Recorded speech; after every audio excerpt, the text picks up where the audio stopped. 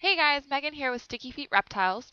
Today I decided to put together a presentation on crested geckos, morphs, and traits. I hope you enjoy it, and here we go.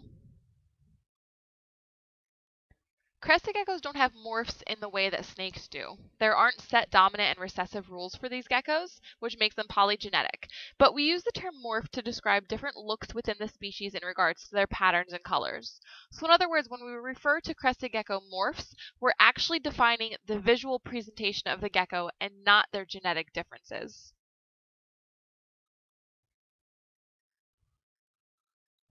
Traits are independent of morph, and they are physical characteristics that can be found in various combinations on any morph without actually changing the morph of the gecko. When you pair geckos together that look similar, you're more likely to produce similar looking offspring, but due to the polygenetic nature of these geckos, you really never know for certain what you're going to get, and that's part of the appeal. When describing a crested gecko, it helps to have a standard method of approaching the description. Remember, a morph and multiple traits can exist at the same time, so keep that in mind when you're looking at your gecko to try to determine what it is. You always want to describe a gecko when they are fired up. You want to pick a color to describe the base, which can be very subjective, so keep that in mind. You want to pick a color that describes the pattern, and then you're going to examine what type of pattern exists in each zone. After that, you're going to look for various traits, and then you can describe the gecko in the following order. You want to describe it with the base color, the pattern color, the morph, and then the traits.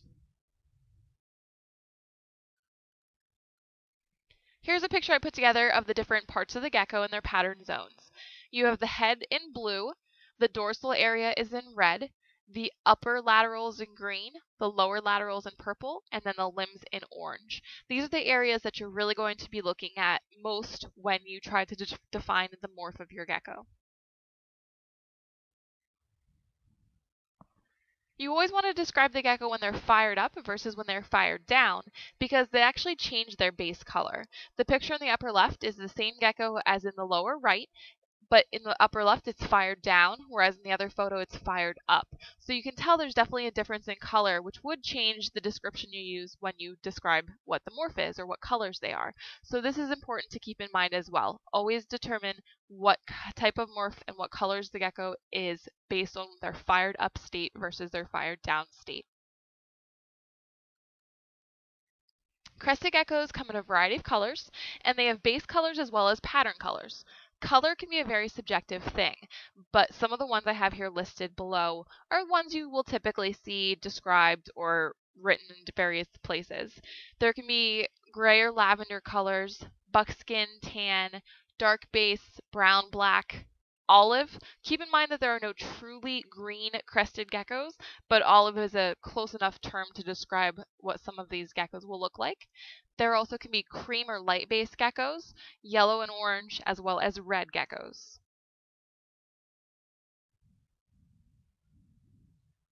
Pattern colors vary widely as well, but they're usually various shades of orange and brown, yellow cream, or white cream. And once again, the colors are very subjective, so when you're taking photos of your geckos, you want to make sure you take as accurate a photo as possible, whether it's to post a sale ad or if it's just to show it off. It's nice to really know that you're showing those colors accurately. Some of the common morphs in crested geckos, I'm going to go over those first, and then we're going to look at some traits. We're going to start with the more basic morphs and move our way down. We're going to start with the patternless. These geckos are any one solid color, and they can be any of the naturally occurring colors in crested geckos. This one here is like an orangey red color. Bicolors are similar to patternless geckos. They're one solid body color, but their dorsal tends to be a different color or different shade of the same color. They still won't have very much pattern on the dorsal, so they're very similar to patternless geckos. Tiger geckos are geckos that have stripes in the lateral area that carry over typically into the dorsal. Brindles are basically extreme tigers. They have more stripes. It creates almost a mottled looking appearance, and they also do cross over the dorsal.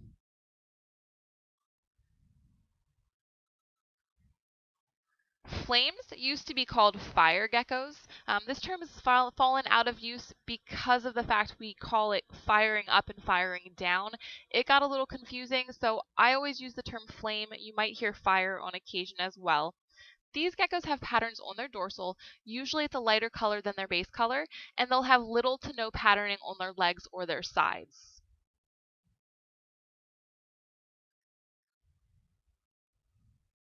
Harlequin geckos are basically extreme flames in the sense they still have pattern on the dorsal, but they're going to have more pattern on their sides and have pattern on their legs and feet as well. These geckos are also referred to Harleys for short. They're one of the most popular morphs right now.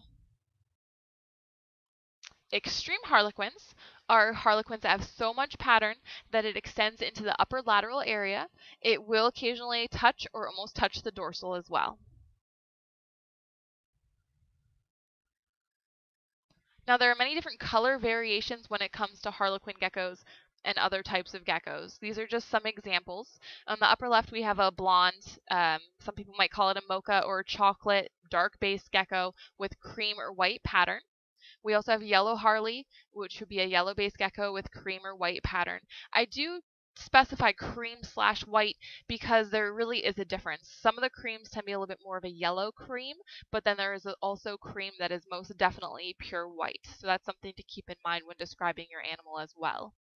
We have Halloween harlequins as well, which is a very dark base gecko with orange pattern.